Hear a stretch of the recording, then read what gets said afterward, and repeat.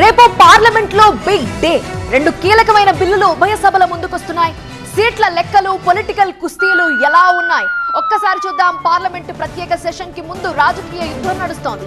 రెండు కీలక బిల్లుల కోసం ఒకవైపు ఏకాభిప్రాయ సాధనకు ప్రధాని మోదీ కృషి చేస్తున్నారు. మహిళా బిల్లును 21వ శతాబ్దంలోని అతిపెద్ద నిర్ణయం అంటున్నారు ప్రధాని మోదీ.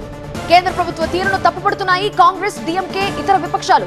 ఇదే సమయంలో ఇవాళ ఇండియా కూటమి నేతలు సమావేశం నిర్వహిస్తున్నారు. పార్లమెంట్ లో అనుసరించాల్సిన వ్యూహంపై మంతనాలు చేస్తున్నారు.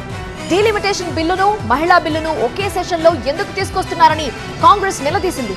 మరోవైపు 1960 నాటి డిఎంకేని చూపిస్తామంటూ కేంద్రానికి ఇప్పటికే స్టాలిన్ వార్నింగ్ ఇచ్చారు.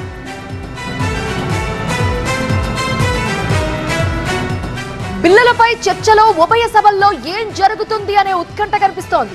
డీలిమిటేషన్ పై రాజ్యాంగ సవరణకు 2/3 మెజారిటీ ఉండాల్సింది. ప్రస్తుతం లోక్సభలో ఎన్డీఏ బలం 293 మాత్రమే. కనీసం 362 మంది మద్దతిస్తే బిల్లుకి ఆమోదం లభిస్తుంది.